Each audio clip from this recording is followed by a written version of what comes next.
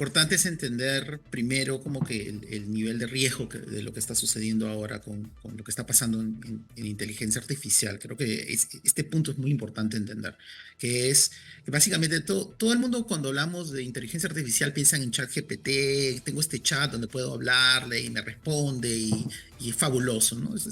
Cuando hablamos de eso, estamos hablando de algo que era sorprendente hace, no sé, 2 años. 2 años. Lo que viene ahora, lo que es sorprendente hoy, son los agentes de inteligencia artificial, ¿no? ¿Qué es un agente de inteligencia artificial? Es un sistema que está diseñado para realizar tareas automáticamente, ¿no? O sea, Muchas gracias, Yanela, por la información. Qué penoso. Estamos conectados ahora vía Zoom con Raghib Burhum. Él es analista de datos y ha publicado en sus redes sociales una información de miedo que yo no termino de entender, pero la impresión que me da es que está horrible el tema de la ciberdelincuencia. Raghib, muy buenos días. hola, buenos días. ¿Qué tal? ¿Cómo estás, Nicolás? Este tema de Interbank, lo que ha revelado, bueno, ayer salió el señor Tori, el gerente de Interbank, a pedir disculpas a sus clientes y explicar que habían sido víctimas de uno, sino de dos problemas, ¿no es cierto? Tuvieron un problema con su sistema que falló y simultáneamente tuvieron un problema de filtración de información a través de un hacker que tuvo acceso a información de los clientes. Han dicho que, digamos, no se ha puesto en riesgo los fondos ni información altamente sensible de los clientes, pero en todo caso se ha probado la fragilidad, ¿no es cierto, Raghib? Es decir, si Interbank, que es un monstruo corporativo, le puede pasar esto, ¿qué significa esto con respecto a lo que está ocurriendo? Claro, yo no diría que no se han puesto, digamos, datos sensibles. Definitivamente sí se han filtrado datos sensibles. No diría que ese no es el caso. Estamos hablando lo que está, las muestras que se están enseñando online, son todos los datos de todos los clientes en términos de sus nombres, sus DNIs, las transacciones que han tenido, los montos que han tenido, dónde han estado, Exitosa. digamos, desde dónde han salido las transacciones, a quién se han Claro. mandado, los números de tarjeta de crédito. Entonces, definitivamente no diría que no se ha filtrado información sensible. Sí, ha sucedido, pero también diría que esto es algo que no es poco común, ¿no? O sea, siempre conforme van pasando los meses, y no solo en Perú, sino que en el resto del mundo hay filtraciones de este tipo, ¿no? Problemas de ciberseguridad. Y es algo que vamos a ir viendo aumentando y no conforme el proceso de digitalización va cambiando en Perú, conforme las herramientas de inteligencia artificial están desarrollándose, siendo entrenadas para utilizar herramientas de ciberseguridad, estas cosas van a ir aumentando. Ahora, yo no sé si he escuchado mal, pero de la información que ha salido de RENIEC es que ha habido 15 millones de ataques de hackers a la información de RENIEC. ¿Eso es posible? Lo de RENIEC es, digamos, algo que ya se sabe. Y en verdad me sorprende porque todo el mundo sabe que puedes ir a Telegram y por 5 o 10 soles, básicamente conseguir la información de RENIEC, ¿no? Normalmente eso sucede no necesariamente porque la base de datos es totalmente copiada, sino porque hay, digamos, cuentas de usuarios, sea del PIDE el PIDE es el sistema de interoperabilidad nacional, ¿no? Hay cuentas a veces que han sido comprometidas, ¿no? En el tema de RENIEC específicamente, ayer también salió otro archivo que había sido publicado que contenía 31.8 millones de récords, pero son los récords básicos de la base de datos de RENIEC, ¿no? Aún así es problemático, ¿no? Porque estás hablando de... los hackers decían que era información del 2024, pero eso parece no ser Exitosa. verdad, ¿no? Lo que estábamos viendo eran datos que eran por lo menos desde antes del 2019, ¿no? Y lo digo esto basado en las direcciones que estaban registradas con las personas. Aún así, estamos hablando de que No debería existir una pequeña copia de los datos, los récords básicos. No estamos hablando tampoco de toda la base completa de RENIEC, sino récords básicos que contienen nombre, DNI, dirección, parentesco, este tipo de cosas. Eh, digamos, no deberían de estar en una red donde alguien se puede bajar los 31.8 millones de récords de eso, ¿no? Pero de nuevo, digamos, todos sabemos que estas bases de datos, esa versión simple, siempre ha sido, digamos, uno puede ir a Wilson, ¿no? Comprársela por Claro, eso es 300 famoso. soles, 400 soles. Claro, Sí, claro. por un billete compras, y muy poco en realidad, comparativamente para la calidad de información a la que accedes, tienes casi lo que quieras, ¿no? Listados de personas, de usuarios, de clientes de bancos, de compañías de seguros, es decir, es impresionante. Ahora, Bien, ¿no? sí, sí, Ahora, claro. Sí, el sí. tema es, o sea, una vez más, Rají, ¿no? O sea, el valor de la información, es decir, de primero saber qué es lo que está pasando y reconocer la gravedad del problema para poder tomar decisiones sobre cómo actúas frente a una situación como esta. Por ejemplo, a mí me ha llamado la atención que en el caso de Interbank, el gerente salga al final de la historia. O sea, el gerente de Interbank debió ser un protagonista desde el comienzo de la historia en contacto con sus clientes, advirtiendo, nos está pasando esto, estamos trabajando para controlarlo, haz esto, haz lo otro, no hagas eso. Es decir, la gente estaba sedienta de información, estaba angustiada porque es su plata y es su información, ¿no es cierto? Con todo derecho la gente estaba preocupada. Y eso es un Sí, tema que hay que sí. aprender a manejar también, ¿no? Bueno, y, cada institución Exitosa. tiene sus protocolos de cómo es que funcionan con esto, ¿no? En el caso de Interbank, según lo que ha salido, es que ellos estaban, digamos, negociando con esta persona por las últimas 2 semanas, ¿no? Y tratando de llegar a un acuerdo de un pago. Digamos, es este concepto de que entra un hacker o te encripta todos tus archivos, ¿no? Un ransomware, o que hace una copia de todos tus datos sin que te des cuenta y que luego regresa y que intentan hacer un trato, ¿no? Es común, lamentablemente es un problema O sea, tú puedes de decir, Rají, que en este momento, digamos, la extorsión de este tipo, que es una extorsión cibernética, digamos, está sí, ocurriendo. Es claro. decir, te secuestro tus datos y si no me pagas, lo suelto y te hago un daño, ¿no es cierto?, a la credibilidad, a la confianza de tus clientes, etcétera. O sea, que más te vale pagarme. ¿Eso está pasando? Eso pasó, claro, definitivamente eso pasó y es algo que, de nuevo, es más común de lo que crees, Nicolás. O sea, yo te diría, en el mismo estado peruano, ves que suceden estas cosas. Es peor, ¿no? O sea, a veces hay dos versiones. Una versión es que yo me acerco y copio y luego intento, digamos, extorsionarte. No existe otra palabra para esto. Y existe la otra versión donde a veces, digamos, ellos encriptan tu sistema y te bloquean el acceso a tu propio sistema, ¿no? Eso es ransomware. Y eso sucede en el Estado peruano, eso sucede en el privado. Digamos, uno puede comprar un seguro. Acá en Estados Unidos es común comprar un seguro de ciberseguridad en caso te hacen ransomware a tu compañía, ¿no? Entonces, imagínate si te estoy diciendo que hay seguros específicamente Para para cubrir esta esa situación. eventualidad. Pero ¿qué es lo que ocurre? Que ellos se convierten en los administradores de tu sistema. Es decir, tú ya no tienes el control sobre tu sistema, sino ellos. Exitosa. Claro, entran a tu sistema, encriptan todo tu sistema y te dejan fuera del sistema, ¿no? Entonces, cuando llegas e intentas usarlo, digamos, inclusive hay como un eslabón de pagos, ¿no? Si tú me pagas y llegamos a un trato en la primera semana, es este tipo de cantidad. Si es en 2 semanas, es un poco más. Si es en 3 semanas, es un poco más. Si es en 4 semanas, vendo tus datos. Eso no es lo que le pasó al Interbank, ojo. Al Interbank lo que le pasó fue más como que por lo menos por la información que tenemos, es más una extorsión hey, voy a enseñar tus datos, no que te estoy, digamos, digamos, poniendo un lock a tu información. Eso no lo hemos visto en ese caso, pero es algo que sucede. O sea, yo tengo conocimiento en otros municipios de manera privada donde eso ha sucedido, ¿no? Entonces, y los montos de pago son mucho menores. Entonces, a veces, digamos, como que tienen que evaluar, hey, vale la pena pagarle los 20,000, $10,000 a esta persona que me está pidiendo para volver a tener acceso a mi base de datos, o utilizo mi backup y pierdo los últimos 2 días de información que tengo, o, o intento hacer otra cosa más. Digamos, estas son decisiones que se hacen eh, todos los años por varias entidades en el Estado y digamos, es normal, es más común de lo que la gente piensa. De lo que imaginamos. Ahora, ¿qué se puede hacer aquí para enfrentar esto?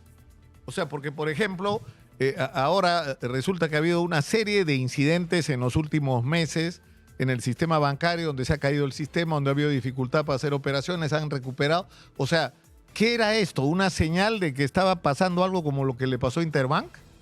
Porque no ha ocurrido solo en Interbank, ha ocurrido en otras instituciones financieras, Claro, bancarias.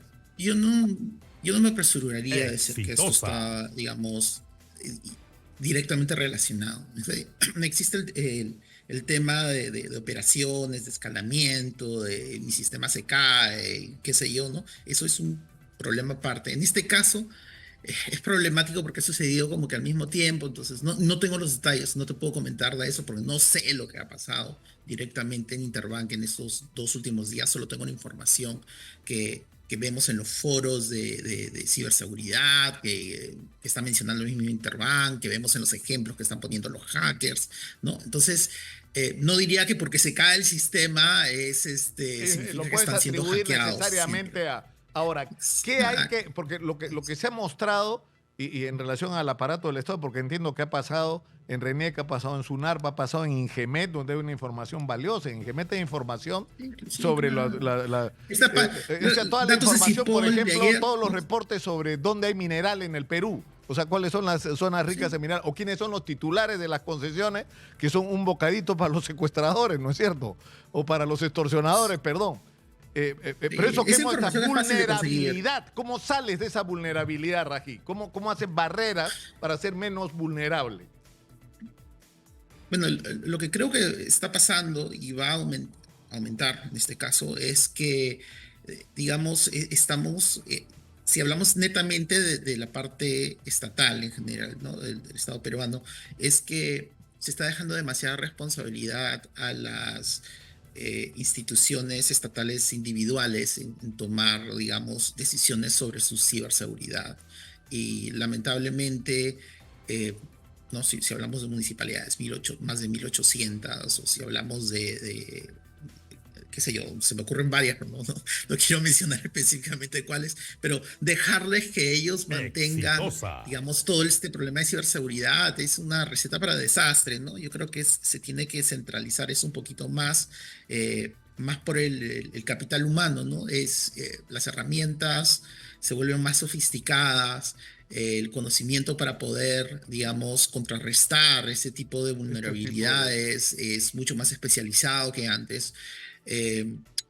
Y sería un poco tonto pensar que de 2.000 instituciones del Estado peruano sea un gobierno local Claro, o sea municipalidad. O sea, es poco tonto pensar que todos ellos van a tener capital humano especializado para poder contener o configurar o hacer su ciberseguridad de una manera adecuada, ¿no? Entonces, yo creo que ahí hay una labor del gobierno central de centralizar eso y recibir mayor cantidad de presupuesto para tomarse eso en serio, porque simplemente es un problema que va a ir aumentando. Mira, Nicolás, te explico una cosa que tiene que ver con todos estos cambios de inteligencia artificial. Lo que sucede es que hay herramientas que antes requerían el uso de una persona hiperespecializada que conocía exactamente qué era lo que necesitaba hacer. Rají, hazme un favor. Rají, disculpa que te interrumpa. Tengo que ir a la pausa, me he pasado. Yo tengo que irme a la pausa a las 8:57 y se me ha ido la hora. Por favor, ¿podemos ir a la pausa? Mantente conectado. Regresamos bien rápido contigo, por favor, para que expliques este tema de cómo ahora no tienes que ser un monstruo hacker para ser capaz de una intervención, ¿no es cierto? Pero yo quisiera que eso nos lo expliques, por favor, tras la pausa, pero también que precises qué conclusiones debían tomarse y qué medidas, o sea, iniciativas precisas y concretas podrían tomarse para controlar esta situación. Por favor, nos vamos a la pausa, regresamos con Rají Burgum, vamos a tener el reporte, el tránsito de la policía, el corte, pero antes un mensaje para ustedes. En Surcosalud te encuentras más de 35 especialidades a las que puedes acceder sin citas los 7 días de la semana. Para más información, puedes llamar al 713031. Repito, 713031. Surcosalud.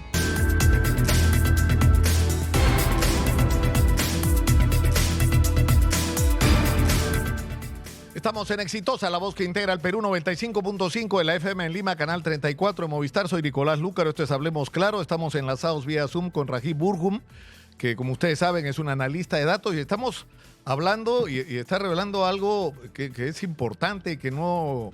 es decir, tenemos que prestarle atención.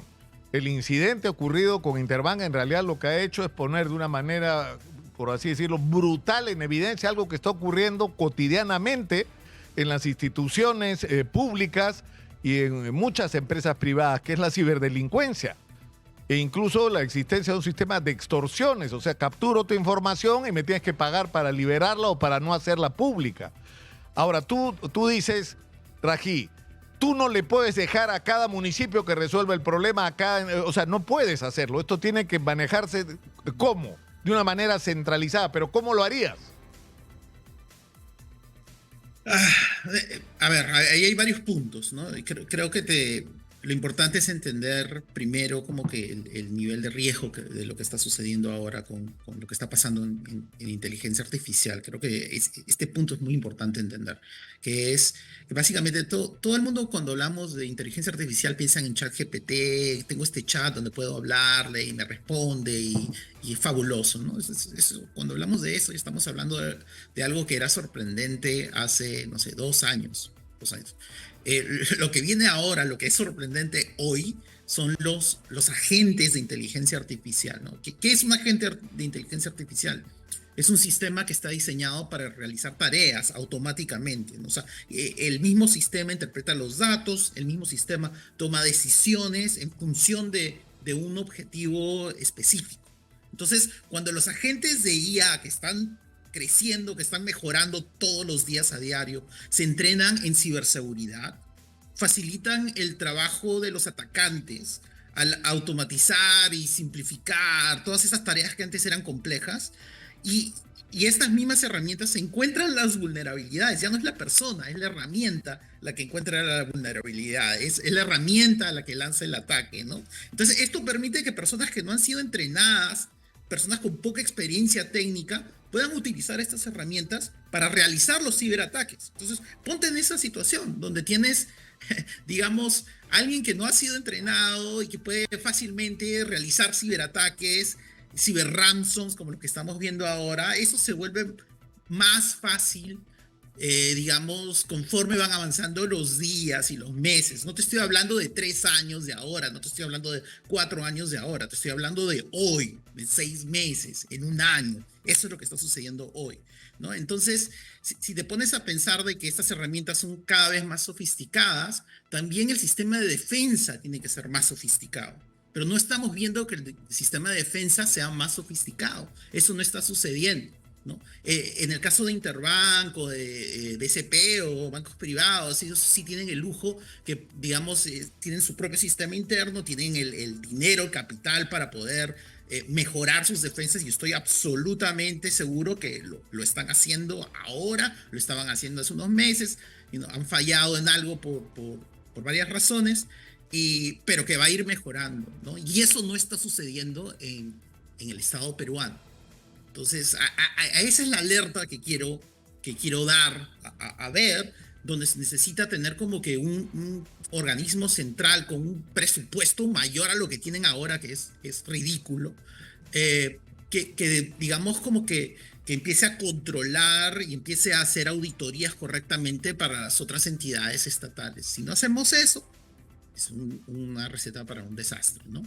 Mira, yo espero que haya mejorado sinceramente, pero hace años, a raíz de un tema que tenía, una investigación que estábamos haciendo sobre pornografía infantil, yo pude ir a las oficinas de la gente de la Dirección de Delitos de Alta Tecnología y oraba, Rají. O sea, te juro que entrabas a esa oficina y te tirabas por la ventana. O sea, era el puro talento, el empeño de la gente que estaba ahí con equipos obsoletos, ¿no es cierto?